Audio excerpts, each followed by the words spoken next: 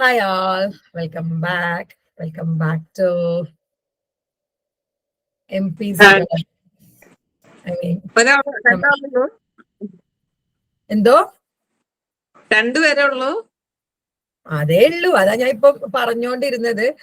എല്ലാരും റെക്കോർഡിങ്സ് കാണാണ്. കാരണം ആദ്യമൊക്കെ നമ്മൾ പോൾ ചെയ്തിട്ടാണ് ടൈം തീരുമാനിച്ചത്. എല്ലാരും പറഞ്ഞു ഈവനിങ് വേണം എന്ന്. So I preferred evening. ഇപ്പൊ ആരും ഈവനിങ്ങിൽ ഇല്ല. എല്ലാരും റെക്കോർഡിങ്സ് കാണാണ്. ലൈവില് എല്ലാവർക്കും കയറാൻ ഭയങ്കര മടിയാണ്.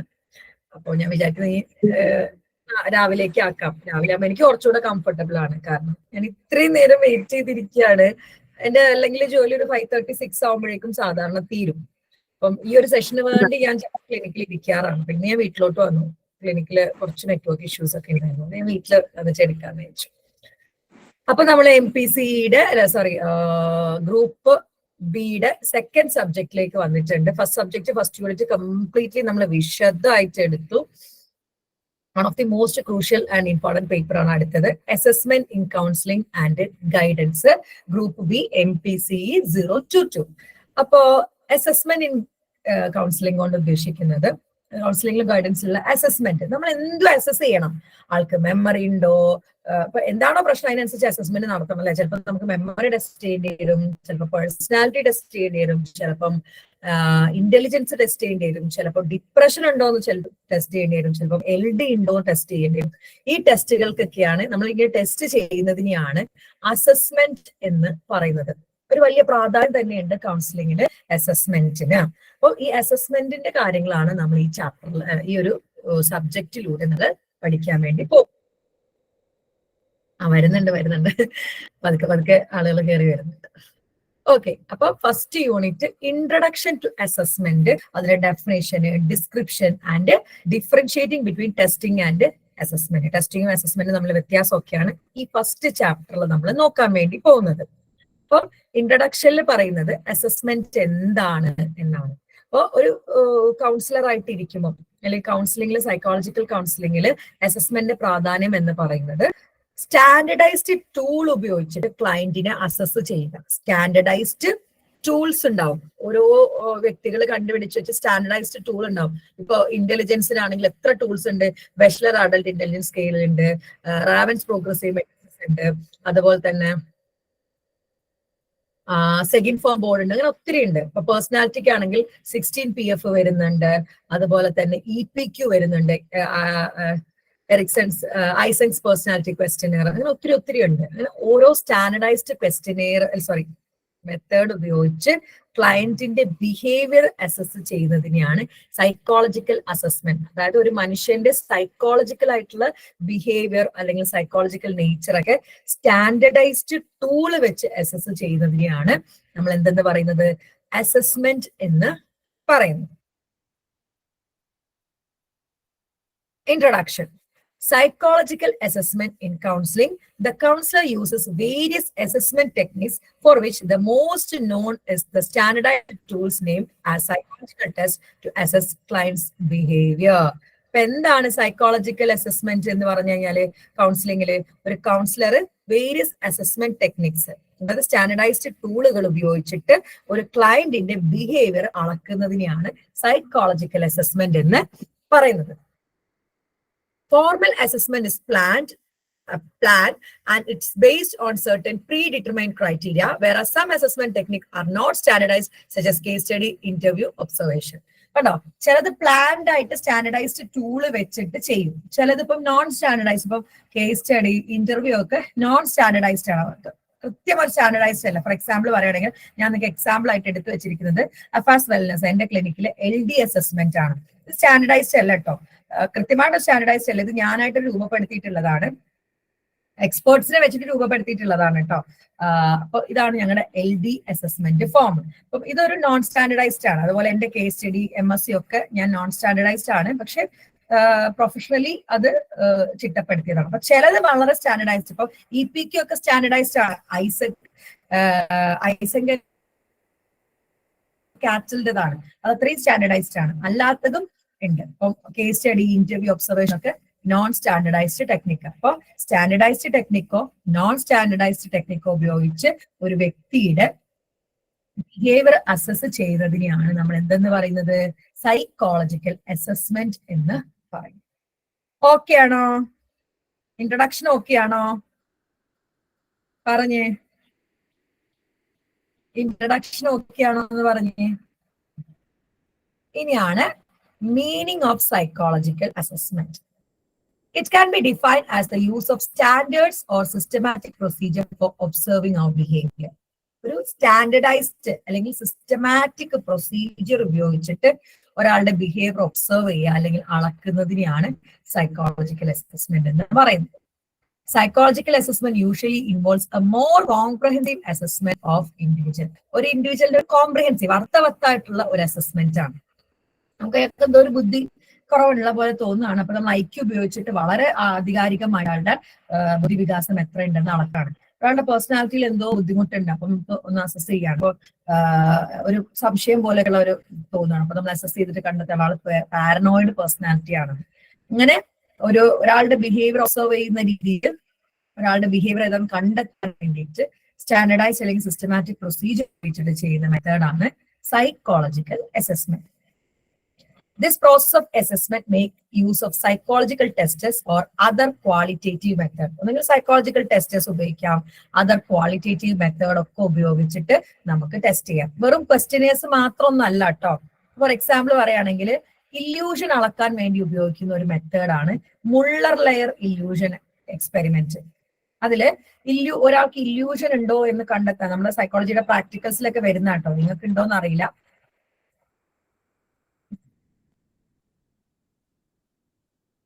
ഈ ഒരു ഇൻസ്ട്രുമെന്റ് ഉപയോഗിച്ചിട്ടാണ് ഇല്യൂഷൻ ഉണ്ടോ എന്നുള്ളത് കണ്ടെത്താറുള്ളത്.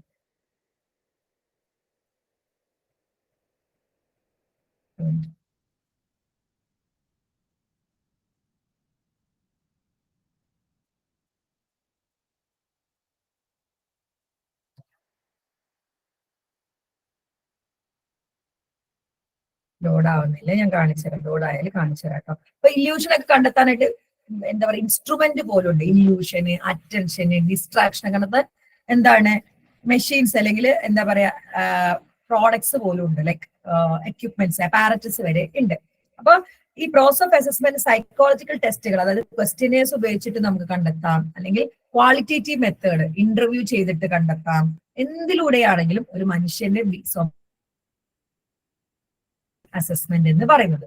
Therefore, it is a process of collecting information which can be formal. Formal ആയിട്ട് ഇൻഫർമേഷൻ കളക്ട് ചെയ്യാം, ഇൻഫോർമൽ ആയിട്ട് കളക്ട് ചെയ്യാം, ക്വാളിറ്റേറ്റീവ് ആയിട്ട് ക്വാണ്ടിറ്റേറ്റീവ് ആയിട്ട് കളക്ട് ചെയ്യാം. അപ്പൊ 4 രീതിയിൽ നമുക്ക് ഒരു മനുഷ്യന്റെ ഇൻഫർമേഷൻസ് കളക്ട് ചെയ്യാം: formal, informal, qualitative, quantitative. The psychological assessment is structured interview that gathers information from and or tests a person to evaluate his or her mental health. കണ്ടോ, സൈക്കോളജിക്കൽ അസസ്മെന്റ് എന്താണ്? ഒന്നെങ്കിൽ സ്ട്രക്ചേർഡ് ഇന്റർവ്യൂ വഴി നമ്മൾ informations gather ചെയ്യും, അല്ലെങ്കിൽ psychological test വഴി. ഇപ്പൊ case study എടുക്കുകയാണെങ്കിൽ ഇന്റർവ്യൂ വഴിയായിരിക്കും നമ്മൾ ആളുടെ ബുദ്ധിമുട്ടുകൾ എന്തൊക്കെയാന്നൊക്കെ ഇൻഫർമേഷൻസ് എടുക്കുക. ഐക്യു നോക്കുകയാണെങ്കിൽ ടെസ്റ്റ് വെച്ചിട്ടായിരിക്കും ഐക്യു നോക്കാം. It is an extremely complex process of solving problems, answering questions, in which psychological tests are often used as one of the method of collecting relevant data. ശരിക്കും extremely complex ആയിട്ടുള്ള process ആണ്.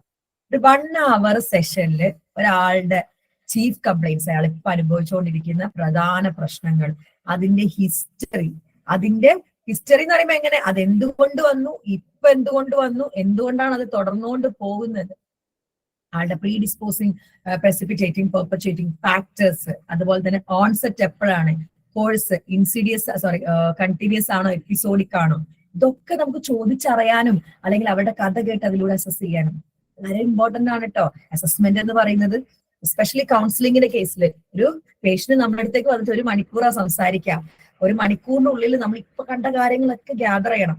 മൊത്തമായിട്ട് 1 മണിക്കൂറിൽ സാധിക്കൊന്നുമില്ല കേട്ടോ. ചിലപ്പോൾ 1 or 2 sessions വേണ്ടി വരും. പക്ഷെ മാക്സിമം നമുക്ക് കിട്ടണം. അതാണ് എക്സ്ട്രീംലി കോംപ്ലക്സ് പ്രോസസ് ആണ് സോൾവിംഗ് പ്രോബ്ലംസ്, അതായത് ആൻസറിംഗ് ക്വസ്റ്റ്യൻസ് ആണ്. In which psychological tests are often used as one of the method of collecting relevant data. Relevant data collect ചെയ്യാനുള്ള one of the method തന്നെയാണ് psychological assessment എന്ന് പറയുന്നത്. Psychological assessment gather information about the individual to provide him or her guidance and counseling. കണ്ടോ, കൗൺസിലിംഗും guidance ഒക്കെ കൊടുക്കാൻ വേണ്ടി അവർക്ക് എന്താ പ്രശ്നം എന്ന് അറിയണ്ടേ. ഇൻഫർമേഷൻ ഗ്യാദർ ചെയ്യാൻ വേണ്ടിയിട്ടാണ് സൈക്കോളജിക്കൽ അസസ്മെന്റ് നടത്തുന്നത്. It is the first step in any guidance and counselling situation. ഒരു ഫസ്റ്റ് സ്റ്റെപ്പ് ആണെന്ന് തന്നെ പറയാം. അപ്പൊ ഇത്രയും കാര്യങ്ങൾ മനസ്സിലായോ? അതായത് ഒരു സ്റ്റാൻഡർഡൈസ്ഡ് അല്ലെങ്കിൽ സിസ്റ്റമാറ്റിക് പ്രൊസീജിയർ ഉപയോഗിച്ച് അവരിൽ നിന്ന് ഇൻഫർമേഷൻസ് കളക്ട് ചെയ്യുക. എന്തിന്? അവർക്ക് ഗൈഡൻസോ കൗൺസിലിംഗോ കൊടുക്കാൻ, അല്ലെങ്കിൽ അവരിൽ നിന്ന് റെലവെന്റ് ആയിട്ട് ഡാറ്റ കളക്ട് ചെയ്യാൻ. അതും ഫോർമലായിട്ട് സംസാരിക്കാം, കളക്ട് ചെയ്യാം, ഇൻഫോർമൽ ആയിട്ട് കളക്ട് ചെയ്യാം, ക്വാളിറ്റേറ്റീവ് ആയിട്ട് കളക്ട് ചെയ്യാം, ക്വാണ്ടിറ്റേറ്റീവ് ആയിട്ട് ഏത് രീതിയിൽ വേണമെങ്കിലും ഡാറ്റ കളക്ട് ചെയ്തിട്ട് റെലവെന്റ് ഡാറ്റ ഗ്യാദർ ചെയ്തിട്ട് അവരെ ഹെൽപ്പ് ചെയ്യാൻ വേണ്ടി ചെയ്യുന്നതാണ് സൈക്കോളജിക്കൽ അസസ്മെന്റ്. ഓക്കെ ആണോ? ഓക്കെ ആണോ? പറഞ്ഞേ ഓക്കെ ആണോന്ന്. ഇനി the process typically start with a key complaint or presenting problem. This is usually what prompt a person to seek help. അല്ലെ, ചീഫ് കംപ്ലൈന്റ്സ് അല്ലെങ്കിൽ കീ കംപ്ലൈന്റ്സ് അറിയും. എന്തിനായിരിക്കും ആള് വന്നിട്ടുണ്ട്? ചിലപ്പോൾ പറയും കുറച്ചു ദിവസമായിട്ട് ഉറങ്ങാൻ പറ്റുന്നില്ല, അല്ലെങ്കിൽ ഭക്ഷണം കഴിക്കാൻ പറ്റുന്നില്ല, അല്ലെങ്കിൽ പറയും എനിക്ക് നെഞ്ചിടിച്ചോണ്ടിരിക്കുകയാണ്. ഇങ്ങനെ കീ കംപ്ലൈന്റ്സ് വെച്ചിട്ടാണ് സ്റ്റാർട്ട് ചെയ്യുക. അവിടെ നിന്ന് ഇങ്ങനെയാണ് നമ്മൾ അസസ് ചെയ്തുകൊണ്ട് വരാം കേട്ടോ. The complete psychological assessment should include എന്തൊക്കെയാണ്? Bio psycho social history, neurological assessment, psychological test and physical examination. ശരിക്കും ഒരു കംപ്ലീറ്റ് അസസ്മെന്റ് അവരുടെ ബയോ സൈക്കോ സോഷ്യൽ, അവരുടെ മാനസിക, ശാരീരിക, സാമൂഹിക ചരിത്രം, അതായത് മാനസികപരമായിട്ട് എന്തെങ്കിലും പ്രശ്നമുണ്ടോ, ശാരീരികപരമായിട്ട്, സാമൂഹികപരമായിട്ട് എന്തെങ്കിലും പ്രശ്നമുണ്ടോ. 3 കാരണങ്ങൾ കൊണ്ടും മാനസിക പ്രശ്നം വരാം. വീട്ടിലെപ്പോഴും അടി ബഹളമാണ്, സോഷ്യൽ പ്രോബ്ലം ആണ്, മാനസിക പ്രശ്നം വരാം. ഭയങ്കര ആൻസൈറ്റി, മാനസിക പ്രശ്നം വരാം. അച്ഛന്റെ അമ്മയ്ക്ക് ജനിതകപരമായിട്ട് സ്കിസോഫ്രീനിയ ഉണ്ടായിരുന്നു, നമുക്ക് വേണമെങ്കിൽ മാനസിക പ്രശ്നം വരാം. അപ്പൊ ബയോളജിക്കലായിട്ടും സൈക്കോളജിക്കലായിട്ടും സോഷ്യോളജിക്കലായിട്ടും എന്തെങ്കിലും ഹിസ്റ്ററി ഉണ്ടോ എന്ന് നമ്മൾ അറിയണം. ചിലപ്പോൾ ന്യൂറോളജിക്കൽ അസസ്മെന്റ് ചെയ്യേണ്ടി വരും. ബ്രെയിനിന്റെ പ്രോബ്ലം ആണോ അല്ലെങ്കിൽ ഹോർമോണിന്റെ പ്രോബ്ലം ആണോ, അത് അസസ് ചെയ്യുന്നതിനാണ് ന്യൂറോളജിക്കൽ അസസ്മെന്റ്. സൈക്കോളജിക്കൽ ടെസ്റ്റ് ചെയ്യേണ്ടി വരും. ഐക്യുവിന്റെ പ്രശ്നമാണോ, ഡിപ്രഷൻ ഉണ്ടോ, ഇക്യുവിന്റെ പ്രശ്നമാണോ എന്നൊക്കെ.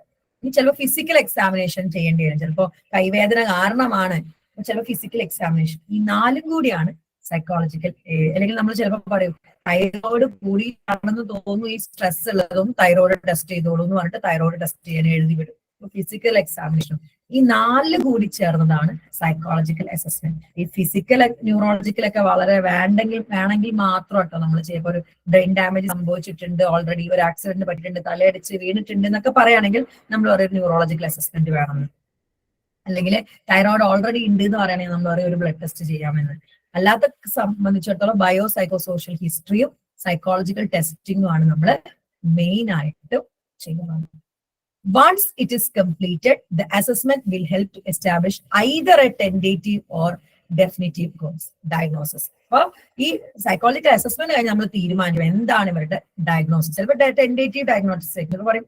ഫസ്റ്റ് ദിവസം പറയും ആൻസൈറ്റി ആണെന്ന് തോന്നുന്നുണ്ട്, ഒരു 1-2 ദിവസം കൊണ്ട് നമുക്ക് നോക്കാം, അല്ലെങ്കിൽ 1 മാസം കൂടെ നോക്കാം. ചിലപ്പോൾ നമ്മൾ ഡെഫിനറ്റീവ് ആയിട്ട് പറയും നിങ്ങൾക്ക് പ്രശ്നം എങ്ങനെയാണ്. With this information, the counselor can inform to the client about the result and psychotherapy counseling can be. ഈ അസസ്മെന്റ് ബേസിൽ നമ്മൾ ഒന്നെങ്കിൽ താൽക്കാലികമായിട്ടുള്ള ഒരു ഡയഗ്നോസിസ് അല്ലെങ്കിൽ ഡെഫിനിറ്റീവ് ആയിട്ടുള്ള ഒരു ഡയഗ്നോസിസിലേക്ക് എത്തും. അതിനുശേഷം നമ്മൾ തെറപ്പി കൊടുക്കുകയാണ് ചെയ്യുക. ഇതാണ് സൈക്കോളജിക്കൽ അസസ്മെന്റ്. ഓക്കെ ആണോ? പറഞ്ഞേ ഓക്കെ ആണോ എന്ന്.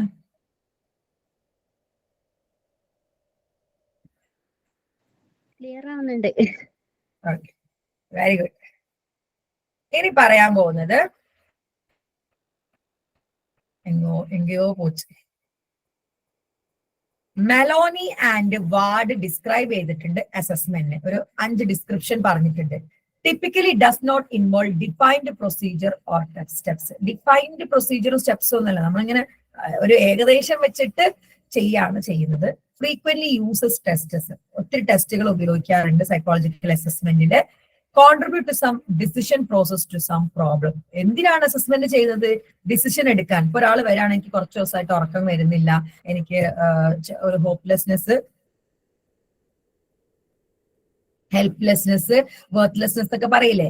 അപ്പൊ പറയുമ്പോൾ നമുക്ക് ഡൗട്ട് തോന്നുകയാണ് ഇയാൾക്ക് ഡിപ്രഷൻ ആണോ. അപ്പൊ നമ്മൾ ഡിപ്രഷന്റെ ടെസ്റ്റ് ചെയ്ത് നോക്കും. എന്തിനാണ്? ഒരു ഡിസിഷൻ എടുക്കാൻ. ഡിപ്രഷൻ ആണെങ്കിൽ ഡിപ്രഷന്റെ തെറാപ്പി കൊടുക്കാൻ. Often by redefining the problem, breaking the problem down into smaller pieces or highlighting some parts of the problem. കണ്ടോ, ഡിസിഷൻ പ്രോസസ്സിന് വേണ്ടിയിട്ട് ചില എന്തെങ്കിലും ഒരു പ്രോബ്ലം ഉണ്ടെങ്കിൽ ഒന്നെങ്കിൽ ആ പ്രോബ്ലത്തിനെ റീഡിഫൈൻ ചെയ്യാൻ, നിങ്ങൾ ശരിക്കും ഡിപ്രഷൻ അല്ല, ഒരു ചെറിയ ആൻസൈറ്റി ആണ്, breaking the problem into smaller ആക്കി ബ്രേക്ക് ഡൗൺ ചെയ്യാൻ, അല്ലെങ്കിൽ ചില ഹൈലൈറ്റ് ചെയ്യാൻ പാർട്ട്. എന്തോ താൻ ഇങ്ങനെ എക്സാമിനെ കുറിച്ച് ആലോചിച്ചിരിക്കുന്നതിനെ കൊണ്ടാണ്, അല്ലാണ്ട് തനിക്ക് ആൻസൈറ്റി ഒന്നുമില്ല. അങ്ങനെ റീഡിഫൈൻ ചെയ്യും. ഡിസിഷൻ എടുക്കാനൊക്കെ നമ്മൾ അസസ്മെന്റ് അല്ലെങ്കിൽ ടെസ്റ്റ് ചെയ്യും. Require the examiner to consider, evaluate and integrate the data. ഈ കിട്ടുന്ന ഡാറ്റ ഇവാലുവേറ്റ് ചെയ്യണം, കൺസിഡർ ചെയ്യണം, ഇന്റഗ്രേറ്റ് ചെയ്യണം ആര്? എക്സാമിനർ അല്ലെങ്കിൽ psychologist. Produces result that can be evaluated solely on psychometric grounds. ഈ റിസൾട്ട് നമ്മൾ എങ്ങനെയാണ് ഇവാലുവേറ്റ് ചെയ്യുന്നത്?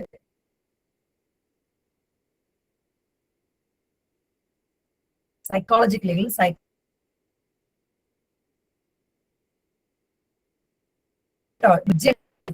മോർ ഇൻഡിവിജ്വലൈസ്, ഓരോ ഇൻഡിവിജ്വലിനും കൊടുക്കുന്ന റൂട്ടീനായിട്ട് ഇൻഫ്ലെക്സിബിൾ ആയിട്ടുള്ള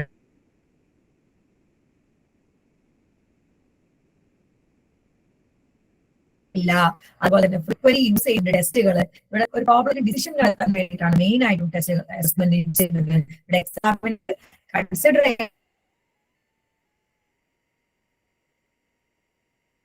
സൈക്കോമെട്രിക് ഗ്രൗണ്ടിൽ വെച്ചിട്ടാണ് ഇവാലുവേഷൻ നടത്തുന്നത്. സൈക്കോളജിക്കലി അതിന്റെ ഇവാലുവേഷൻ നടത്തല്ല, നമ്മൾ വായി തോന്നുന്ന പോലെ നടത്തില്ല. ലെസ് റൊട്ടീൻ ആണ്. നല്ലോണം ബ്രേക്ക് ചെയ്യുന്നുണ്ടോ?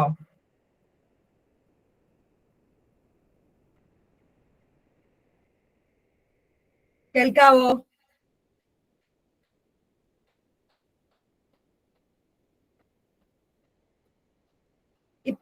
ഇപ്പൊ കേൾക്കാവോ?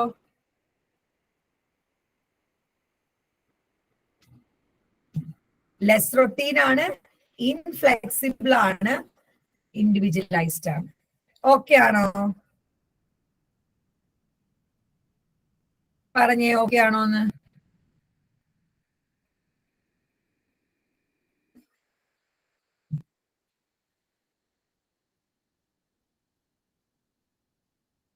ഇനി പർപ്പസ് ഓഫ് സൈക്കോളജിക്കൽ അസസ്മെന്റ്. എന്തിനു വേണ്ടിയിട്ടാണ് സൈക്കോളജിക്കൽ അസസ്മെന്റ് ചെയ്യുന്നത്?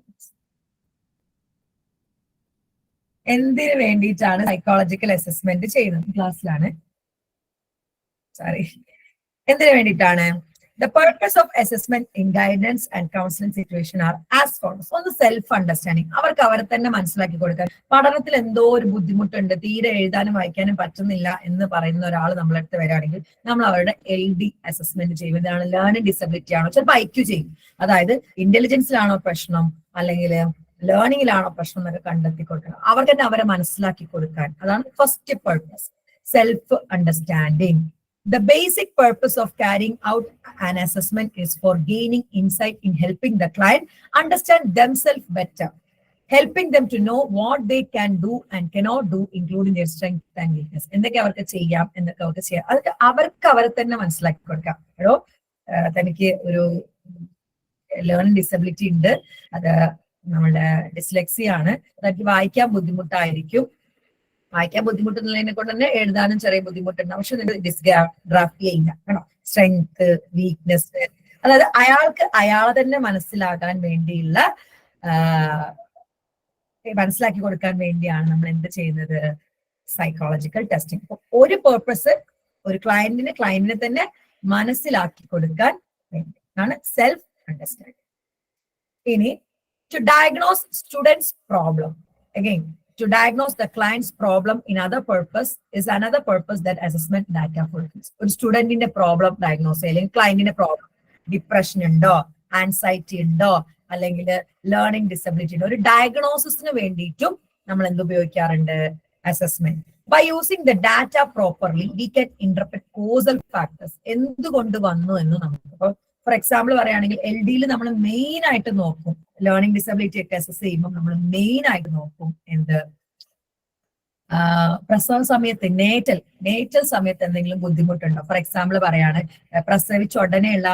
ജനിച്ച ഉടനെയുള്ള കരച്ചിലില്ലെങ്കിൽ സാധ്യതയുണ്ട്. അതായത് ബ്രെയിനിലേക്ക് ഓക്സിജൻ എത്താതിരിക്കുകയും ഏതെങ്കിലും ഒരു ഭാഗം നശിച്ചു പോകാനും ലേണിംഗ് ഡിസബിലിറ്റി പോലെയുള്ള ന്യൂറോ ഡെവലപ്മെന്റ് ഡിസോർഡർ വരാനും ചാൻസ് ഉണ്ട്. അപ്പൊ പ്രസവ സമയത്ത് കരഞ്ഞിട്ടുണ്ടോ, അതുപോലെ പ്രസവം ഒരുപാട് ഡിലേ ആയിട്ടുണ്ടോ, അല്ലെങ്കിൽ എന്തെങ്കിലും ഇൻസ്ട്രുമെന്റ് യൂസ് ചെയ്തിട്ടാണോ, NICU വെച്ചിട്ടുണ്ടോ, കുടുംബത്തിൽ ആർക്കെങ്കിലും മാനസിക പ്രശ്നങ്ങളുണ്ടോ. അതായത് ഈ ഡയഗ്നോസ് ചെയ്യുന്നതിലൂടെ നമുക്ക് എന്ത് മനസ്സിലാക്കാൻ പറ്റും, അല്ലെ സോറി അസസ്മെന്റ് ചെയ്യുന്നതിലൂടെ നമുക്ക് എന്ത് മനസ്സിലാക്കാൻ പറ്റും? ഒരാളുടെ പ്രോബ്ലം ഡയഗ്നോസ് ചെയ്യാനും അയാളുടെ എന്താ പറയാ പ്രശ്നങ്ങൾ എന്തുകൊണ്ട് ഇത് വന്നു എന്ന് കണ്ടെത്തി കൊടുക്കാനും പറ്റും. It also help identify various aspects such as family background, physical health, academic performance ഒക്കെ ഡയഗ്നോസ് ചെയ്യാൻ വേണ്ടി പറ്റും. ഞാൻ ഓൾറെഡി നിങ്ങളോട് പറഞ്ഞു, ഞാൻ നിങ്ങൾക്ക് ഒരു പ്രാക്ടിക്കൽ ഓറിയന്റഡ് ആയിട്ട് ക്ലാസ് എടുക്കാൻ വേണ്ടിയിട്ട് നമ്മുടെ ക്ലിനിക്കിൽ LD അസസ്മെന്റ് ഫോം വെച്ചിട്ടാണ് പഠിപ്പിച്ചു തരാൻ വേണ്ടി പോകുന്നത്. ഇപ്പൊ നോക്കിക്കേ, നമ്മൾ LD അസസ് ചെയ്യുന്ന സമയത്ത് ഫസ്റ്റ് പേജിൽ നമ്മൾ അവരുടെ name, age, gender, class, place, പിന്നെ ഇൻഫോർമേറ്റർ, കൂടെ ഒരാൾ നിർബന്ധമാണ്, പാരന്റ്സ് ആയിരിക്കണം എന്ന് നിർബന്ധമുണ്ട്, അല്ലെങ്കിൽ കെയർ ടേക്കർ, റിലേഷൻഷിപ്പ് ക്ലയന്റ്, ഈ ഇൻഫോർമേറ്റിന്റെ ഒക്യുപ്പേഷൻ, ഇതൊരു ഡെമോഗ്രാഫിക് ഡീറ്റെയിൽസ് ആണ് കേട്ടോ. ഇനി ചീഫ് കംപ്ലൈന്റ്സ് ചോദിക്കും, അവർക്ക് എന്തുകൊണ്ടാണ് ഈ ടെസ്റ്റ് എടുക്കാൻ, അല്ലെങ്കിൽ എന്തിനാണ് ഞാൻ ഈ ടെസ്റ്റ് പറഞ്ഞു കൊടുക്കാനുള്ള കാരണം. LD ആണെങ്കിൽ, ലേണിംഗ് ഡിസബിലിറ്റി ആണെങ്കിൽ നമ്മൾ മെയിൻ ആയിട്ട് നോക്കുന്ന ഏരിയാസ് ആണ് എന്ത്? ബർത്ത് ആൻഡ് ഡെവലപ്മെന്റ്, പ്രീനാറ്റൽ, കുഞ്ഞ് വയറ്റിലിരിക്കുമ്പോൾ കുഞ്ഞിന് എന്തെങ്കിലും ബുദ്ധിമുട്ടുണ്ടായിട്ടുണ്ടോ, നേറ്റൽ, പ്രസവ സമയത്ത് എന്തെങ്കിലും കോംപ്ലിക്കേഷൻസ് ഉണ്ടായിട്ടുണ്ടോ, പോസ്റ്റ് നേറ്റൽ, പ്രസവിച്ച ശേഷം ICU വെക്കേണ്ടി വരികയോ, നടത്തോ, ഇരുത്തോ, ടോയ്ലറ്റ് ട്രെയിനിങ് എന്തെങ്കിലും ഡിലേ ആയിട്ടുണ്ടോ. പിന്നെ പേഴ്സണൽ ഹിസ്റ്ററി, പ്ലേ ഹിസ്റ്ററി, കൂട്ടുകൂടി കളിക്കാറുണ്ടോ, ഒറ്റയ്ക്കാണോ കളിക്കല്, അഗ്രസീവ് ഗെയിമിലാണോ താല്പര്യം, ഒരു സപ്പോർട്ടീവ് ഗെയിമിലാണോ ചോദിക്കും. സ്കൂളോട് ഇഷ്ടമുണ്ടോ, ഇഷ്ടമല്ലേ, ഫാമിലിയോടിനോട്, ഫ്രണ്ട്സിനോടും ടീച്ചേഴ്സിനോടൊക്കെ ആറ്റിറ്റ്യൂഡ് എങ്ങനെയാണ്. സൈക്കോമോട്ടർ, സ്പീച്ച്, സംസാരം ശരിയായിട്ടാണോ, ഓറിയന്റേഷൻ, സ്ഥലകാല ബോധം ഉണ്ടോ, അറ്റൻഷൻ ഉണ്ടോ, കോൺസെൻട്രേഷൻ ഉണ്ടോ, അതൊക്കെ നമ്മൾ ചോദിച്ചറിയുകയും ചെയ്യും. ചെറിയ ചെറിയ കുഞ്ഞു കുഞ്ഞു ടെസ്റ്റുകൾ ചെയ്യുകയും ചെയ്യും. നമ്മൾ ഒബ്സർവ് ചെയ്ത കാര്യങ്ങളും ഇവിടെയുണ്ട്. പിന്നെ നമ്മൾ 3 കാര്യങ്ങളാണ് അസസ് ചെയ്യുക. ഒരു നോർമൽ കേരളൈറ്റ് കുട്ടിക്ക് ഇംഗ്ലീഷ് അസസ് ചെയ്യും, മലയാളം അസസ് ചെയ്യും, മാത്സും. കണ്ടോ? കണ്ടോ ഇവിടെ പറയുന്ന പോയിന്റ് കണ്ടോ? ഡയഗ്നോസ് ചെയ്യുമ്പോൾ എല്ലാം നമ്മൾ എല്ലാ കാര്യങ്ങളും, അതായത് കോസൽ ഫാക്ടേഴ്സും ഏത് ആസ്പെക്ട് ആണ്, ഫാമിലി ബാക്ക്ഗ്രൗണ്ടും ഫിസിക്കൽ ഹെൽത്തും അക്കാഡമിക് പെർഫോമൻസും ഒക്കെ നമ്മൾ അതിലൂടെ കണ്ടെത്തുന്നുണ്ട് അസസ്മെന്റിലൂടെ. അപ്പൊ ഡയഗ്നോസിന് വേണ്ടിയിട്ടും അസസ്മെന്റ്, അതായത് ഒരു രോഗം എന്താണ്, അതിന്റെ കോസൽ ഫാക്ടർ എന്താന്ന് കണ്ടെത്താനും അസസ്മെന്റ് നമ്മളെ സഹായിക്കുന്നുണ്ട്. To help in career planning and education, അല്ലെ? കരിയർ പ്ലാൻ ചെയ്യുമ്പോൾ എഡ്യൂക്കേഷൻ. ഇപ്പൊ മാത്സിൽ ഒട്ടും താല്പര്യമില്ലാത്ത ഒരാളെ നമ്മൾ എഞ്ചിനീയറിംഗോ അങ്ങനെയുള്ള മേഖല എടുക്കേണ്ടെന്ന് പറയും. കരിയർ പ്ലാനിങ്ങിനും എഡ്യൂക്കേഷൻ. ഇപ്പൊ ഡിസ്കാൽക്കുലിയ ഉള്ള ആൾക്ക് മാത്സ്, ഡിസ്ലെക്സിയ, ഡിസ്ഗ്രാഫിയ ഒന്നുമില്ല, അതായത് മാത്സിൽ മാത്രം നല്ല ബുദ്ധിമുട്ട് കുഞ്ഞിനുണ്ട്. സോ നമ്മൾ എന്താക്കും പറയും, കരിയർ പ്ലാൻ ചെയ്ത് കൊടുക്കും. എഞ്ചിനീയറിംഗും മെഡിസിനും ഒന്നും വേണ്ട, കാരണം എൻട്രൻസും ബുദ്ധിമുട്ടായിരിക്കും, ആ രീതിയിലൊന്നും മതി. അപ്പം assessment done with the help of various psychological tools guide the students in making choice of their career selection and subjective courses. Aptitude test ഒക്കെ ഇതിന് യൂസ് ചെയ്യാം. ഇനി to help predict the further performance, അല്ല future performance predict ചെയ്യാനും പറ്റും, അല്ലെ? ഇപ്പൊ IQ കുറവാണ്, 60-ൽ താഴെയാണ് IQ, അതിന്റെ അർത്ഥം എന്താണ്? മെന്റൽ റിട്ടാർഡേഷൻ ആണ്. അപ്പൊ നമുക്ക് പറയാം 10ാം ക്ലാസ് എക്സാം ബുദ്ധിമുട്ടായിരിക്കും, ഒറ്റയ്ക്ക് എഴുതാൻ ബുദ്ധിമുട്ടായിരിക്കും, സോ സ്ക്രൈബ് വേണ്ടി വരും, അതിന് അപ്ലൈ ചെയ്യേണ്ടി വരും. കണ്ടോ? നമ്മള് IQ ടെസ്റ്റ് ചെയ്യുന്നതിനെ കൊണ്ടാണ് എന്ത് മനസ്സിലാവുന്നത്, അസസ്മെന്റ് ചെയ്യുന്നതിനെ കൊണ്ടാണ് ഫ്യൂച്ചർ പെർഫോമൻസ്, അതായത് കുട്ടിക്ക് ഒറ്റയ്ക്ക് 10ാം ക്ലാസ് എഴുതാൻ ബുദ്ധിമുട്ടായിരിക്കും, സ്ക്രൈബിന് വേണ്ടി വരും. അല്ലെങ്കിൽ ഈ ആൾക്ക് ഡിപ്രഷൻ ഉണ്ട്, അപ്പൊ സൂയിസൈഡൽ ടെൻഡൻസി കാണിക്കാം, ഫ്യൂച്ചർ എന്താവും എന്ന് പറയാനും അസസ്മെന്റ് സഹായിക്കാറുണ്ട്. Counselors use assessment data to estimate individuals' attitude, ability, personality, etc., that have implication for the success and adjustment, which help to predict the future performance of the individual. Future performance predict ചെയ്യാനും വേണ്ടിയും നമ്മൾ എന്ത് സഹായിക്കുന്നുണ്ട്? Psychological assessment സഹായിക്കുന്നുണ്ട്. Moreover, the counselor can also motivate the client in a direction where he can get more success. ഇപ്പൊ ഇയാൾക്ക് dyscalculia ആണ്, പക്ഷെ മാത്സ് ഇല്ലാതെ വിഷയം എടുത്താണെങ്കിൽ ഇയാൾക്ക് നല്ല ഉന്നതിയിലെത്താം. കാരണം ഡിസ്ലെക്സിയ, ഡിസ്ഗ്രാഫിയ, നല്ല സാഹിത്യമൊക്കെ ഇയാൾക്കുണ്ട്. സോ ഇയാൾക്ക് മാത്സ് ഇല്ലാത്ത ഒരു സബ്ജക്ട് ചൂസ് ചെയ്താൽ മതി. അങ്ങനെ മോട്ടിവേറ്റ് ചെയ്യാനും ഫ്യൂച്ചർ പെർഫോമൻസ് എന്താന്ന് അസസ് ചെയ്യാനും പ്രെഡിക്റ്റ് ചെയ്യാനും മോട്ടിവേറ്റ് ചെയ്യാനും പറ്റും. ഇനി to evaluate the outcome of counselling. ഇനി കൗൺസിലിംഗിന്റെ ഔട്ട്കം ആദ്യം നമ്മൾ ടെസ്റ്റ് ചെയ്ത് ഡിപ്രഷൻ ആണെന്ന് കണ്ടെത്തി നമ്മൾ കൗൺസിലിംഗ് ഒക്കെ കൊടുത്തു, തെറാപ്പി ഒക്കെ കൊടുത്തു. വീണ്ടും നമ്മൾ ടെസ്റ്റ് അസസ് ചെയ്ത് നോക്കാം, കുറഞ്ഞോ അല്ലെങ്കിൽ ഇപ്പോഴും അതേ ലെവലിലാണോ. അപ്പൊ ഈ നമ്മൾ കൊടുത്ത കൗൺസിലിംഗിന്റെ ഇവാലുവേഷൻ, അതിന്റെ എന്താ പറയാ, മൂല്യം അളക്കാനും നമുക്ക് എന്തിനെ കൊണ്ട് പറ്റും? അസസ്മെന്റിനെ കൊണ്ട് പറ്റും. Assessment is done prior to counselling, കൗൺസിലിംഗിന് ശേഷം, ആസ് വെൽ ആസ് മുന്നേയും as well as end of. എന്തിനാണ്? This gives the counsellor valuable insight for further intervention that achieve the expected outcome. ക്ലിനിക്കിൽ തന്നെ LD മാനേജ്മെന്റ് ഉണ്ട്. അപ്പൊ നമ്മൾ LD ആദ്യം എന്താകും? അസസ് ചെയ്യും. എന്നിട്ട് ഏത് ലെവലിലാണെന്ന് നോക്കും. ഇത് മാനേജ്മെന്റ് ചെയ്തതിനു ശേഷം വീണ്ടും അസസ് ചെയ്യും. ആൾക്ക് എന്തെങ്കിലും വ്യത്യാസം വന്നിട്ടുണ്ടോ, പ്രോഗ്രസ് ഉണ്ടോ എന്നുള്ളത് നോക്കാൻ വേണ്ടി. അപ്പൊ 5 പേർപ്പസ് ആണ് അസസ്മെന്റ് ഉള്ളത്. ഒന്ന്, ആ ക്ലയന്റിനെ തന്നെ മനസ്സിലാക്കാൻ, സെൽഫ് അണ്ടർസ്റ്റാൻഡിങ്ങിന്. അതുപോലെ തന്നെ ആ ക്ലയന്റിനെ ഡയഗ്നോസ് ചെയ്യാൻ, എന്താണ് രോഗം അല്ലെങ്കിൽ കോസൽ ഫാക്ടേഴ്സ് എന്താണ്. ഇനി കരിയർ പ്ലാൻ ചെയ്യാനും എഡ്യൂക്കേഷൻ ചൂസ് ചെയ്യാനും ഫ്യൂച്ചർ പ്രെഡിക്റ്റ് ചെയ്യാനും മോട്ടിവേറ്റ് ചെയ്യാനും അസസ്മെന്റ് സഹായിക്കുന്നുണ്ട്. ഒരു കൗൺസിലിംഗിന്റെ ഇവാലുവേഷൻ നടത്താൻ, ഔട്ട്കം ഇവാലുവേറ്റ് ചെയ്യാനും കൗൺസിലിംഗ് നമ്മളെ സഹായിക്കും. ഓക്കെ ആണോ? ഓക്കെ ആണോ? പറഞ്ഞേ.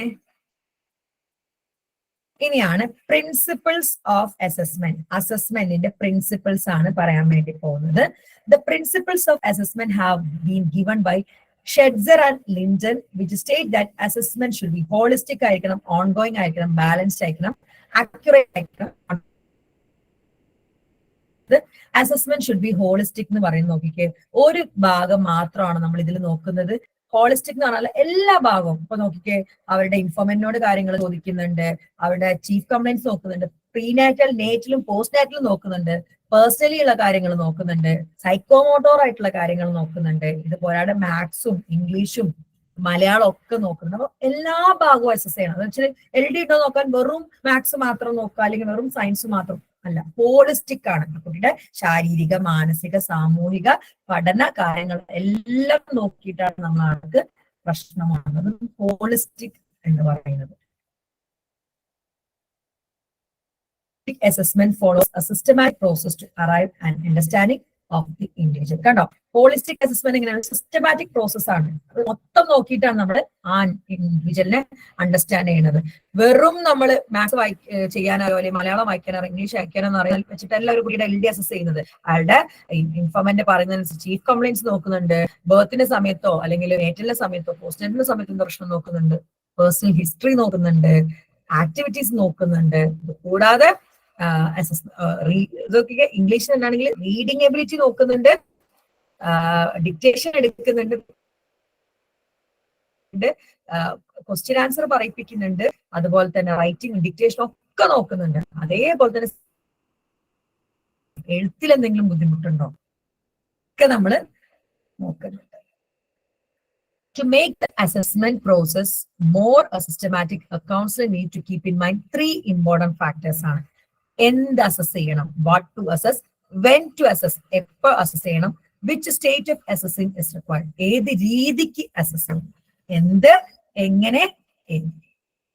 അപ്പൊ നമ്മളടുത്തൊരു കുട്ടി വരികയാണ്, ആ കുട്ടി പറയാണ് എഴുതാനും വായിക്കാനും 5ാം ക്ലാസ്സിലെത്തി എഴുതാനും വായിക്കാനും അറിയില്ല എന്ന് അമ്മ പറയാണ്. അപ്പൊ നമുക്ക് തോന്നാണ് എന്താണ്, കുറച്ച് ക്വസ്റ്റ്യൻസ് ഒക്കെ ചോദിച്ചു നോക്കുമ്പോൾ മനസ്സിലായി LD അല്ല IQ-നാണോ എന്നൊരു ഡൗട്ട് വന്നു. വാട്ട് IQ ടെസ്റ്റ് ചെയ്യാം, വെൻ, ഒരാഴ്ച കഴിഞ്ഞിട്ടോ അല്ലെങ്കിൽ നാളെയോ അല്ലെങ്കിൽ അങ്ങനെ IQ പെട്ടെന്ന് തന്നെ ചെയ്യും. Which state of assessing, which state എന്ന് പറഞ്ഞാൽ ഏത് രീതിയിൽ. ഇപ്പൊ കുട്ടി 10 വയസ്സാണെങ്കിൽ വിസ്ക കൊടുക്കുക, വെഷ്ലസ് ഇന്റലിജൻസ് സ്കെയിൽ ഫോർ ചിൽഡ്രൻ.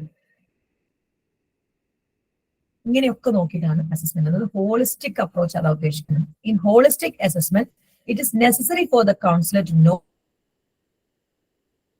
കൾച്ചറും സോഷ്യൽ കോണ്ടക്സ്റ്റും കൂടി മനസ്സിലാക്കണം. എന്നാലേ ഏത് കൊടുക്കണം. അപ്പൊ 3 വയസ്സ് അല്ലെങ്കിൽ ഇല്ലിറ്ററേറ്റ് ആയിട്ടുള്ള ഒരു ട്രൈബ് ആയിട്ടുള്ള ഒരു കുട്ടിയാണെങ്കിൽ വിസ്ക് കൊടുക്കാൻ പറ്റൂല. അവിടെ നമുക്ക് സെക്കൻഡ് ഫോം ബോർഡ് ആയിരിക്കും കൊടുക്കേണ്ടി വരാം. അപ്പൊ സോഷ്യൽ ബാക്ക്ഗ്രൗണ്ടും കൾച്ചറൽ ഇപ്പൊ എഴുത്തും വായന അറിയാത്ത കുട്ടിക്ക് നമുക്ക് വിസ്ക് കൊടുക്കാൻ പറ്റില്ല.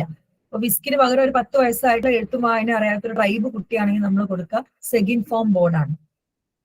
Okay, as it can explain the nature and personality of the client. നേച്ചറും പേഴ്സണാലിറ്റി ഒക്കെ പറയുന്നതിനെ കൊണ്ട് കുട്ടിയുടെ സാമൂഹികപരമായിട്ടുള്ള കൾച്ചർ ഒക്കെ നമ്മൾ നോക്കുന്നുണ്ട്.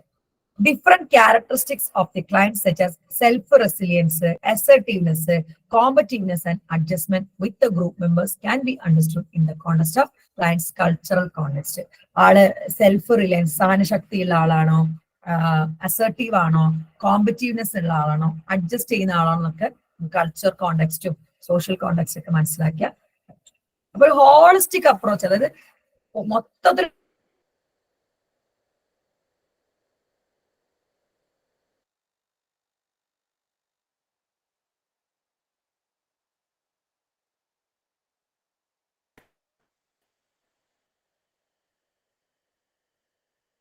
ഫസ്റ്റ് പ്രിൻസിപ്പിൾ എന്താണ്? Assessment should be holistic. ഒരു ഭാഗം മാത്രമല്ല, മൊത്തം കാര്യങ്ങൾ എടുത്തിട്ടാണ് നമ്മൾ അസസ്മെന്റ് ചെയ്യുക. ഓക്കെ ആണോ?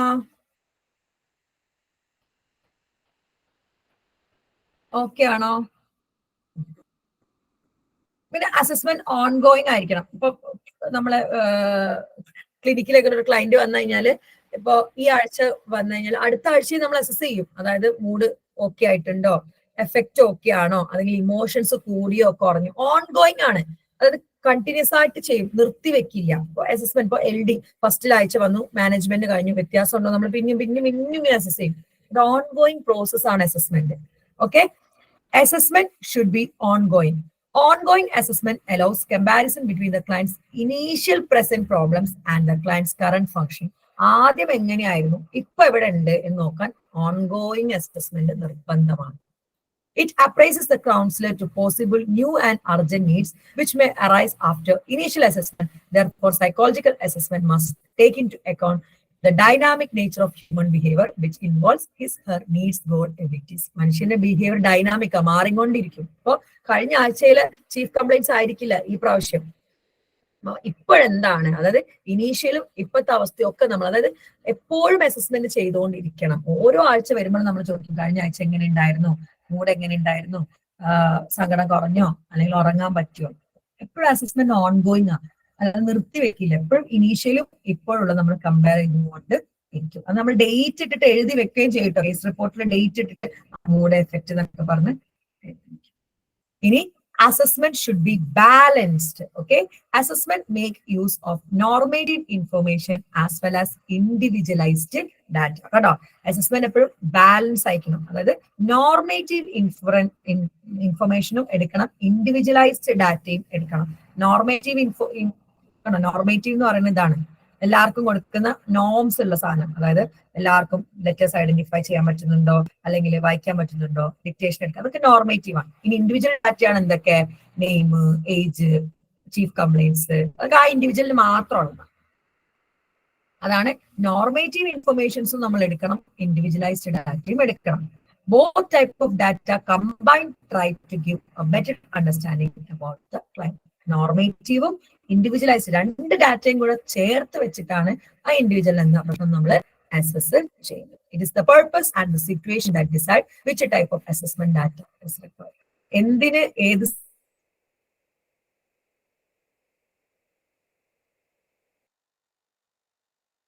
ഇൻഫർമേഷൻ, നോർമൽ ആയിട്ട് നമ്മൾ എല്ലാവർക്കും എടുക്കുന്ന ഇൻഫർമേഷൻ എടുക്കണം, ആ ഇൻഡിവിജ്വലിന് മാത്രമുള്ള ഇൻഫർമേഷനും നമ്മൾ എടുക്കണം. അപ്പൊ അസസ്മെന്റ് ഷുഡ് ബി ബാലൻസ്ഡ്. മനസ്സിലായോ? മനസ്സിലായോ? പറഞ്ഞേ. ഇനി അസസ്മെന്റ് അക്യുറേറ്റ് ആയിരിക്കണം. വെറുതെ എന്തൊക്കെ നോക്കണം, ഇതൊക്കെ LD ആണെന്ന് പറയരുത്, വളരെ അക്യുറേറ്റ് ആയിരിക്കണം. സൈക്കോളജിസ്റ്റിന് അല്ലെങ്കിൽ കൗൺസിലറിന് അതിനുള്ള skill. The assessment device use should be accurate. ഡിവൈസും അക്യുറേറ്റ് ആയിരിക്കണം. നമ്മൾ എത്ര വട്ടം കൂട്ടിയും കുറച്ചും എടുത്തിട്ടാട്ടോ നമ്മുടെ പിന്നെ ടൂളൊക്കെ ഉണ്ടാക്കിയിട്ടുള്ളത്. നമ്മുടെ ഒരു എക്സ്പേർട്ട് വന്നിട്ട് ഞാനും കൂടി ഡിസ്കസ് ചെയ്തിട്ട് ഉണ്ടാക്കിയിട്ടുള്ള, ഒരു LD എക്സ്പേർട്ടും ഞാനും കൂടി ഡിസ്കസ് ചെയ്തിട്ടാണ് നമ്മളൊരു ഫോർമാറ്റ് ഉണ്ടാക്കിയിരിക്കുന്നത്. എത്ര വട്ടം ഞങ്ങൾ ഇരുന്ന്, എനിക്ക് ഇപ്പോഴും ഓർമ്മയില്ല, ക്ലിനിക്ക് തുടങ്ങുന്ന സമയത്ത് ഞാനും അവരും ഇരുന്ന് കുറേ നോക്കിയിട്ടാണ്. ഇപ്പൊ കേസ് ഹിസ്റ്ററി ഫോം ആണെങ്കിലും, എന്റെ ക്ലിനിക്കിലായിട്ടൊരു കേസ് ഹിസ്റ്ററി ഫോം ഉണ്ട്, അതൊക്കെ ഞാൻ തയ്യാറാക്കിയത് ഞാൻ ഓരോ 3-4 പിന്നെ ഫോർമാറ്റ് നോക്കി എന്റെ സാറിനോട് ഡിസ്കസ് ചെയ്തു. അങ്ങനെയൊക്കെയാണ്. വളരെ അക്യുറേറ്റ് ആയിരിക്കണം. അതാണ് അക്യുറേറ്റ് ആയിരിക്കണം ഡിവൈസും. And the counsellor should have skills for the interpreting data. Data interpret ചെയ്യാനുള്ള സ്കില്ല് വേണം.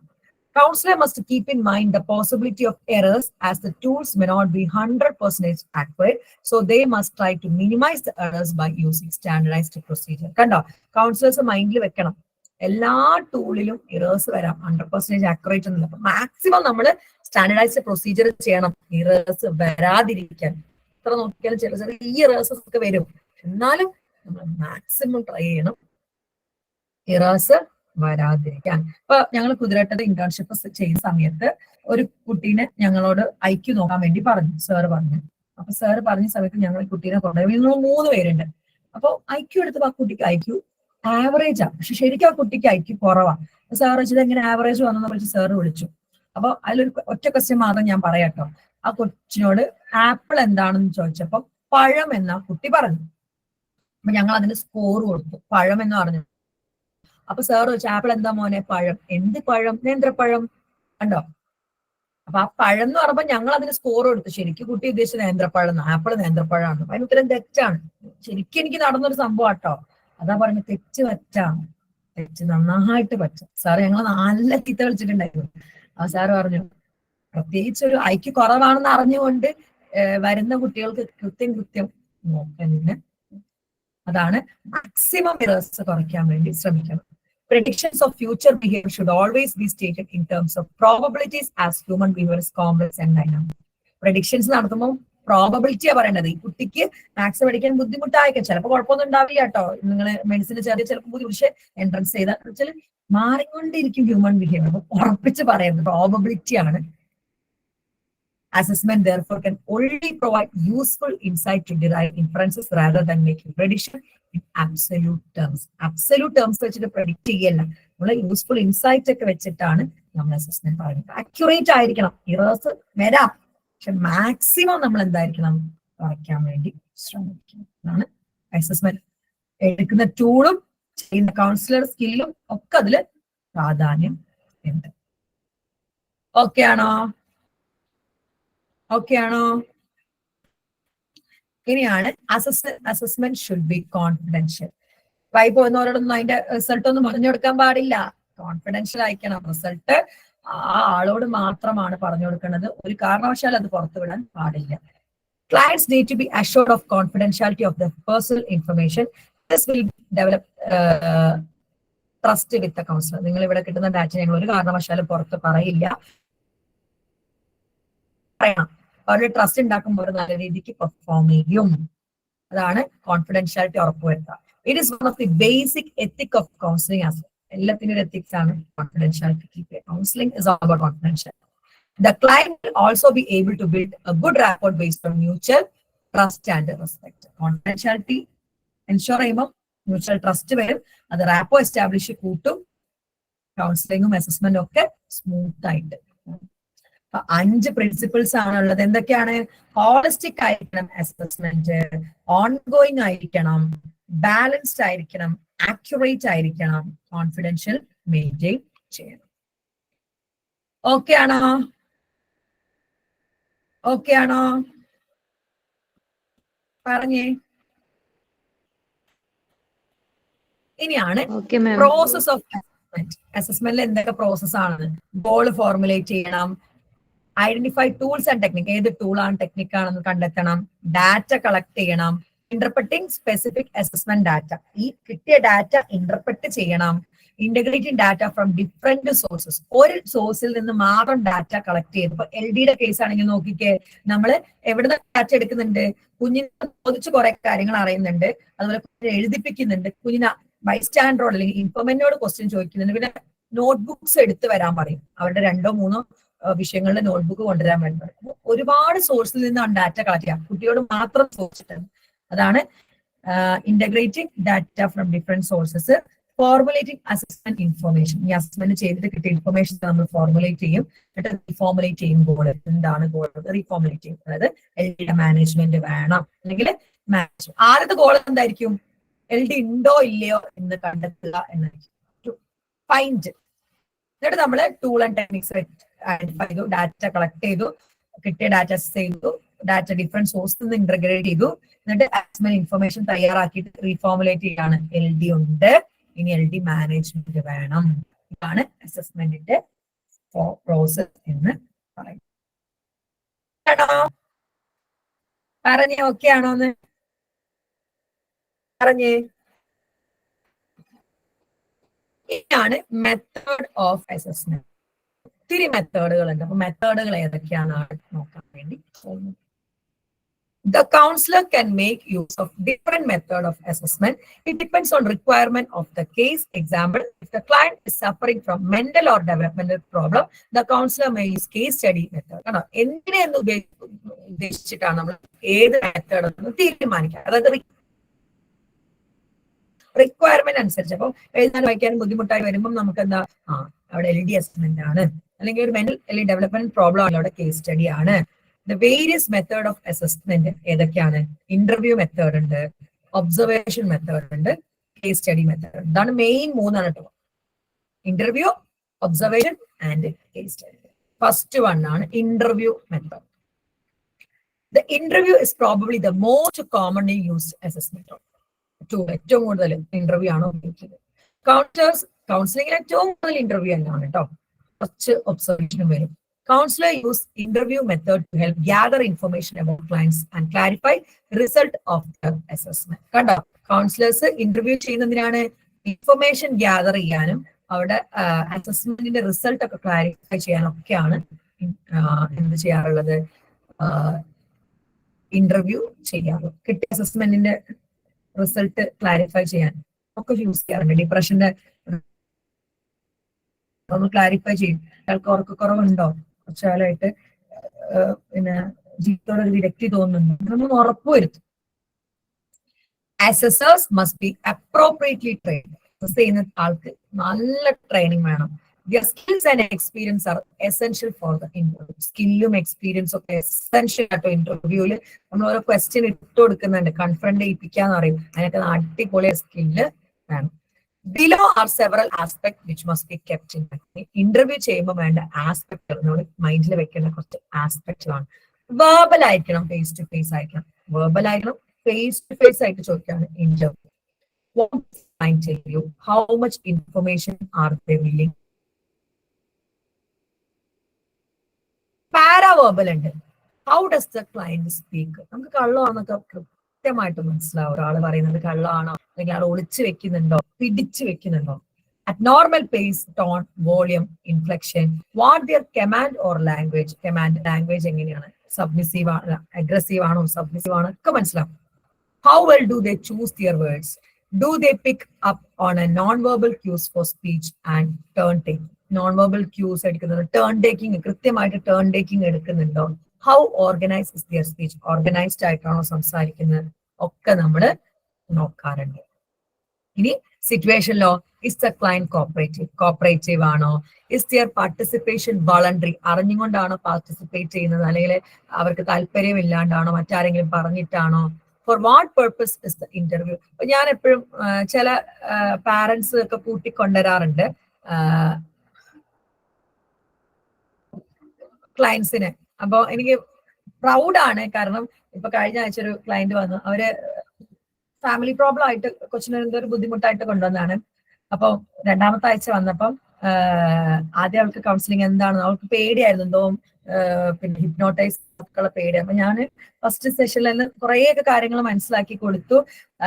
വീട്ടിലിരുന്നിട്ടുള്ള ബുദ്ധിമുട്ടാണ്, അതായത് കല്യാണശേഷം ഭർത്താവ് ഗൾഫിലും സ്വന്തം വീട്ടിൽ ഇങ്ങനെ വെറുതെ ഇരുന്നതിനെ കൊണ്ടുള്ള കുറച്ച് ബുദ്ധിമുട്ടുകളൊക്കെ ആയിരുന്നു. ഞാൻ ആളെ വീണ്ടും പഠിക്കാൻ പറഞ്ഞയക്കാൻ തീരുമാനിച്ചു, പഠിക്കാനുള്ള. അങ്ങനെ പുള്ളിക്കാരി അതൊക്കെ ഏറ്റെടുത്തു, കോളേജിലൊക്കെ ജോയിൻ ചെയ്തു. അടുത്ത പ്രാവശ്യം വന്നപ്പോൾ ബൈസ്റ്റാൻഡർ പറയാണ്, കഴിഞ്ഞ പ്രാവശ്യം അവൾ ഏറ്റവും ബാക്കിലാണ് നടന്നത്, ഇന്നിപ്പോ ഫസ്റ്റ് കാർന്ന് ഇറങ്ങി അവളാണ്, അല്ലെങ്കിൽ അവൾക്കായിരുന്നു സെഷന് വരാൻ തിരക്ക്. ഇതാണ് ഇന്റർവ്യൂയുടെ പ്രത്യേകത, അല്ലെങ്കിൽ നമ്മള് ആ ഒരു ഡീൽ ചെയ്യുന്ന രീതി എന്ന് പറയുന്നത്. ഓക്കെ, ഇനി സിറ്റുവേഷൻ എന്താണ്? ക്ലയന്റ് കോപ്പറേറ്റീവ് ആണോ, പാർട്ടിസിപ്പേഷൻ വളണ്ടറി ആണോ, for what purpose the interview, എന്തിനു വേണ്ടിയിട്ടാണ് ഇന്റർവ്യൂ കണ്ടക്ട് ചെയ്യുന്നത്, where is the interview conduct. ഇതൊക്കെ നമ്മള് മൈൻഡിൽ വെക്കേണ്ട കാര്യങ്ങളാണ്. Verbal and face to face, paraverbal, situation. ഇനി there can be two types of interview. രണ്ട് ടൈപ്പ് ഇന്റർവ്യൂ ആണ്, structured and unstructured. That is, the interview can range from being totally unplanned, that is unstructured, to carefully designed, completely structured. അതായത് ശരിക്കും മൂന്നെണ്ണം. Totally unplanned ആണെങ്കിൽ അത് unstructured, ഒന്നുമില്ല, നമ്മൾ വായി തോന്നുന്നൊക്കെ ചോദിക്കാണ്, അത് അൺസ്ട്രക്ചേർഡ് ആണ്. ഇനി ഫുൾ എഴുതി വെച്ചിട്ട് പ്ലാൻ ചെയ്ത് വെച്ചിട്ടുണ്ട്, അത് മാത്രമാണ് ചോദിക്കുന്നതെങ്കിൽ അത് സ്ട്രക്ചേർഡ് ആണ്. ശരിക്കും കൗൺസിലിംഗിൽ ഉപയോഗിക്കുക സെമി സ്ട്രക്ചേർഡ് ആണ്. അപ്പം ഇതൊരു സെമി സ്ട്രക്ചർ ഇന്റർവ്യൂ ആണ്. അപ്പം ഞാൻ ചോദിക്കുകയാണ്, പ്രീനാറ്റൽ ഇരിക്കുന്ന സമയത്ത് നിങ്ങൾക്ക് എന്തെങ്കിലും ബുദ്ധിമുട്ട് ഉണ്ടായിട്ടുണ്ടോ? അപ്പൊ അമ്മ പറയാണ്, ഞാനൊന്ന് വീണിട്ടുണ്ടായിരുന്നു. കണ്ടോ? അപ്പൊ ഞാൻ ചോദിക്കും, വീണപ്പം എന്ത് സംഭവിച്ചു? ബ്ലീഡിങ് ഉണ്ടായിരുന്നു. കണ്ടോ? പ്രീനാറ്റൽ മാത്രമേ, അതായത് കുറച്ച് ക്വസ്റ്റ്യൻസ് എഴുതിയേക്കും, ബാക്കിയൊക്കെ ഉത്തരങ്ങൾക്ക് അനുസരിച്ച് വീണ്ടും നമ്മളെ കയ്യിൽ നിൽക്കുന്നുണ്ട്. അതാണ് സെമി സ്ട്രക്ചേർഡ് ഇന്റർവ്യൂ എന്ന് പറയുന്നത്. കൗൺസിലിംഗിൽ എപ്പോഴും സെമി സ്ട്രക്ചേർഡ് ആണ് കേട്ടോ വരാറുള്ളത്. ഇനി ടൂൾ ആണെങ്കിൽ സ്ട്രക്ചേർഡ് തന്നെയായി. ഒരു ക്വസ്റ്റിനെയർ ഒക്കെ ആണെങ്കിൽ സ്ട്രക്ചേർഡ് തന്നെ. നോക്കിക്കേ, structured interview. The most structured interviews have characteristics such as standardized question, trained interviewers, specific question order, controlled length of time, and a standardized response evaluation format. ആണോ? ഒരു structured interview ആണെങ്കിൽ കുറച്ച് characteristics തന്നെയുണ്ട്. എന്തൊക്കെയാണ്? Standardised question ആയിരിക്കും, അത് എടുക്കേണ്ടത് trained interviewers ആയിരിക്കും, സ്പെസിഫിക് ആയിട്ട് ക്വസ്റ്റ്യൻ ഓർഡർ ഉണ്ടാവും. ആദ്യം 1 ചോദിക്കുക, പിന്നെ 3 ചോദിക്കുക, പിന്നെ 2 ചോദിക്കുക, അങ്ങനെയൊക്കെ ഓർഡർ ഉണ്ടാവും. കറക്റ്റ് ടൈമിംഗ് ഉണ്ടാവും, 1 മണിക്കൂർ 1/2 മണിക്കൂർ എന്നൊക്കെ ഉള്ളത്. റെസ്പോൺസ് ഇവാലുവേഷൻ, അവർ തരുന്ന റെസ്പോൺസ് ഇവാലുവേറ്റ് ചെയ്യാനുള്ള ഒരു ഫോർമാറ്റും ഉണ്ടാവും. അതായത് അവർ തരുന്ന ഉത്തരങ്ങൾ കറക്റ്റ് ഇവാലുവേറ്റ് ചെയ്യാനുള്ള ഫോർമാറ്റും ഉണ്ടാവും. A structured interview will be more reliable and valid ആയിരിക്കും. It is designed to provide a diagnosis for a client by detailed questioning of client in a yes or no or definitely somewhat not at all. ഫോസ്റ്റ് choice format. അപ്പോൾ structured ഇന്റർവ്യൂവിൽ ഫോസ്റ്റ് choice format, അവർ 3 options ഉണ്ടാവും, കൃത്യമായിട്ടുള്ള questions ഉണ്ടാവും, അതിൽ അവർക്ക് ഇഷ്ടമുള്ള തിരഞ്ഞെടുക്കാം. Depression അളക്കുക, അതുപോലെ തന്നെ പേഴ്സണാലിറ്റി അളക്കാനൊക്കെ സ്ട്രക്ചേർഡ് ഇന്റർവ്യൂ, അത് ടൂൾസ് ഉപയോഗിച്ചിട്ടുള്ള അധികം സ്ട്രക്ചേർഡ് തന്നെയാണ് ആവാറ്. It is broken up into different sections reflecting the diagnosis in question. Often structured interviews are used closed questions ആണ്. അതായത് യെസ് ഓർ നോ അല്ലെങ്കിൽ ഒരു ഉത്തരം മാത്രമുള്ള ക്വസ്റ്റ്യൻസ്, അല്ലെ എന്ത് പറയാവുന്ന രീതിയിലുള്ള ക്വസ്റ്റ്യൻസ് ഉണ്ടാവില്ല. Yes, no, definitely, somewhat, not at all, which require a simple predetermined answer ആയിരിക്കും ഉണ്ടാവുക. Closed ended question. Example of closed ended questions are: when did the problem begin? Was there any particular stresses going on at time? ആ സമയത്ത് എന്തെങ്കിലും stressor ഉണ്ടായിരുന്നോ? Yes, no. Can you tell me about how this problem started? അങ്ങനെ ഒരു ചെറിയ ഉത്തരം definite ആയിട്ട് കൊടുക്കാൻ പറ്റുന്ന ഉത്തരം. Closed interviews R better suited four specific information gathering. Close ended specific ആയിട്ടുള്ള ഒരു ഇൻഫർമേഷൻ ഗ്യാദർ ചെയ്യാൻ മാത്രമാണ് ക്ലോസ് എൻഡഡ് ക്വസ്റ്റ്യൻ ഉപയോഗിക്കുക. അപ്പൊ നോക്കിക്കേ, സ്ട്രക്ചേർഡ് ഇന്റർവ്യൂവിന് എന്താണ്? സ്റ്റാൻഡർഡൈസ്ഡ് ക്വസ്റ്റ്യൻ ആയിരിക്കും, ട്രെയിൻഡ് ഇന്റർവ്യൂവർ വേണം, സ്പെസിഫിക് ആയിട്ട് ക്വസ്റ്റ്യൻ ഓർഡർ ഉണ്ടാവും, ടൈം കൺട്രോൾഡ് ടൈം ആയിരിക്കും. ഇനി അവർ പറയുന്ന ഉത്തരങ്ങൾ ഇവാലുവേറ്റ് ചെയ്യാനുള്ള ഫോർമാറ്റ് ഉണ്ടാവും. മെയിൻ ആയിട്ടും yes or no questions, definitely, somewhat, അതായത് പ്രീ ഡിറ്റർമൈൻഡ് ഉത്തരങ്ങൾ വരുന്ന രീതിയിലും ക്ലോസ് എൻഡഡ് ക്വസ്റ്റ്യൻസ് ആണ് സ്ട്രക്ചേർഡ് ഇന്റർവ്യൂവിൽ. അതായത് ചെറിയ ഉത്തരങ്ങൾ, പ്രീ ഡിറ്റർമൈൻഡ് ആയിട്ടുള്ള ഉത്തരം, സ്പെസിഫിക് ഇൻഫർമേഷൻസ് ഗ്യാദർ ചെയ്യുന്നതാണ് ക്ലോസ് എൻഡഡ് മെയിൻ ആയിട്ട് ഉപയോഗിക്കുക. ഓക്കെ ആണോ? പറഞ്ഞേ. ഇനി അടുത്തതാണ് അൺസ്ട്രക്ചേർഡ് ഇന്റർവ്യൂ. നമ്മൾ ഒന്നും പ്ലാൻ ചെയ്യാണ്ട് വായി തുറന്നു. ശരിക്കും 3 എണ്ണം ഉണ്ട് കേട്ടോ. ഇതിന് നടുക്കൊരു സാധനം വരുന്നുണ്ട്, നിങ്ങളുടെ ടെക്സ്റ്റിൽ ഇല്ല, പക്ഷെ ഞാൻ പറഞ്ഞതാണ്. ശരിക്കും കൗൺസിലിംഗിൽ സെമി സ്ട്രക്ചർഡ്, കേസ് സ്റ്റഡിയിലൊക്കെ സെമി സ്ട്രക്ചേർഡ് ആണ് ഉപയോഗിക്കുക. അൺസ്ട്രക്ചേർഡ് എന്താണ്? Interviews can also be less structured and allow the client more control over the topic and direction of the interview. ടോപ്പിക്കിൽ എന്തും പറയാം, അവർക്ക് തന്നെ കൺട്രോൾ. താങ്കൾക്ക് എന്താണ് തോന്നുന്നത് വെച്ചാൽ അവർക്ക് എന്തും പറയാം. അതാണ് അൺസ്ട്രക്ചേർഡ് പ്രത്യേകത. Unstructured interviews are better suited for general information gathering.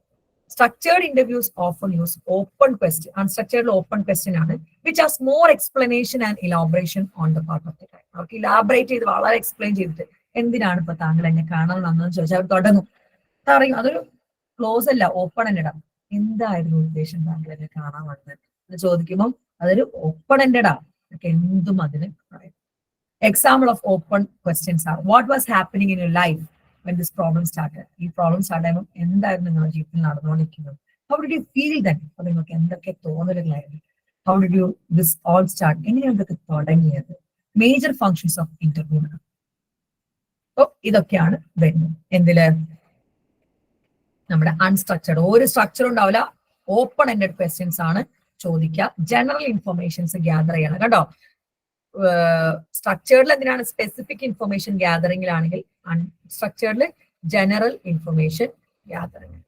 Okay ആണോ? പറഞ്ഞേ. ഇനി major functions of interview method. Interview എന്തിനൊക്കെയാണ്? ഒന്ന് ഡിസ്ക്രിപ്ഷന് വേണ്ടി, ഡിസ്ക്രൈബ് ചെയ്യാൻ. Interview has been found to be particularly useful in providing insight into the interactive quality of social life. അവിടെ social ലൈഫിന്റെ ക്വാളിറ്റി മനസ്സിലാക്കാൻ. The verbal interaction enables the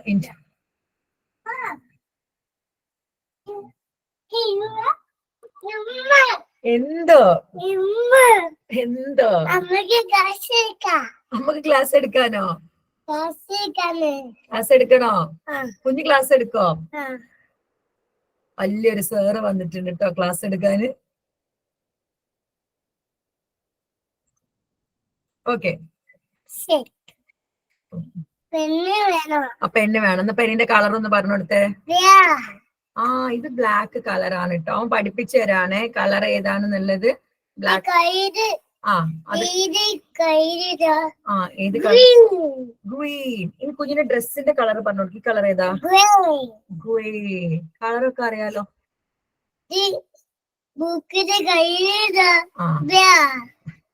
നിമ്മ കുറച്ച് പറഞ്ഞു കൊടുക്കട്ടെ. The verbal interaction enabled the interviewer in understanding how people view subject under investigation. അതായത് ഇവരുടെ verbal interaction വഴി മനസ്സിലാക്കാൻ പറ്റും എന്താണ് ഈ സബ്ജക്റ്റിനെ പറ്റി കൂടുതൽ മനസ്സിലാക്കാൻ പറ്റും. കള്ളാണോ സത്യമാണോ? ഇത് പിങ്ക് കളറാണ് കേട്ടോ. ഇനി എക്സ്പ്ലോർ ചെയ്യാൻ പറ്റും.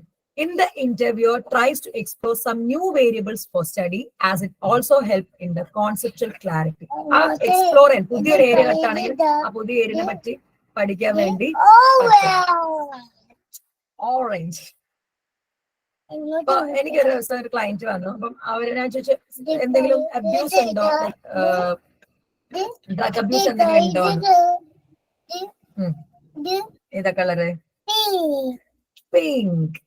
അപ്പൊ പുള്ളിക്കാരൻ പറഞ്ഞു ഞാൻ വെയ്പ്പിംഗ് ആണ് യൂസ് ചെയ്യുന്നത്. അപ്പൊ വെയ്പ്പിംഗ്. അപ്പൊ ഞാൻ എന്താ പുള്ളിക്കാരൻ ഒരു സ്മോക്ക് ഇല്ലാത്ത ഒരു സിഗരറ്റ് പോലത്തെ ഒരു സാധനം കാണിച്ചു. അപ്പൊ ഞാൻ ഇവിടെ വന്ന് എന്താണെന്ന് അന്വേഷിച്ചു. അതെന്താ കണ്ടെത്തേണ്ട എന്തെങ്കിലും ദൂഷ്യവശങ്ങളുണ്ട് കേട്ടോ. അങ്ങനെ ഇന്റർവ്യൂലോടൊക്കെ പിന്നെ എന്താണ് എക്സ്പ്ലോർ ചെയ്യാൻ ന്യൂ വേരിയബിൾസ്, കോൺസെപ്റ്റുവൽ ക്ലാരിറ്റി ഒക്കെ കിട്ടും. Review for the work done in related area is also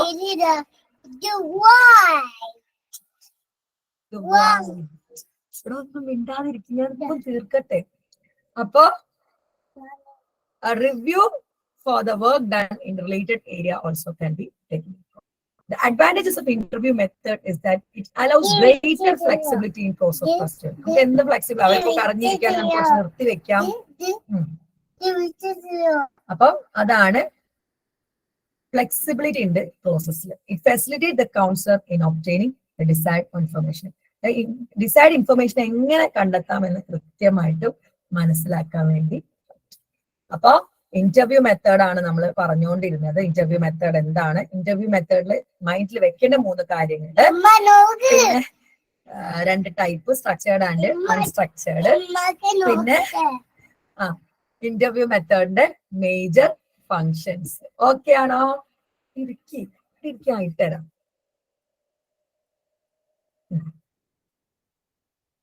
Okay, thank you. I'm really sorry. Okay ആണോ?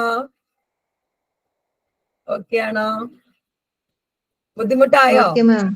ബുദ്ധിമുട്ടായോ?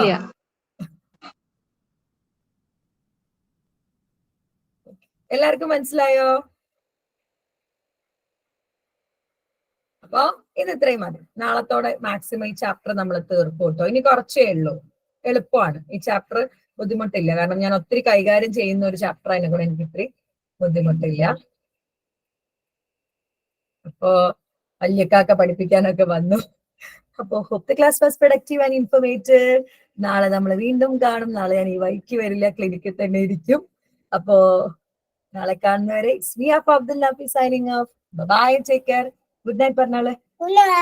Good night. Bye, take care പറഞ്ഞാളെ. പപ്പി കൊടുത്താൽ എല്ലാവർക്കും മതി മതി മതി. ആയിട്ടുണ്ട്. It's enough.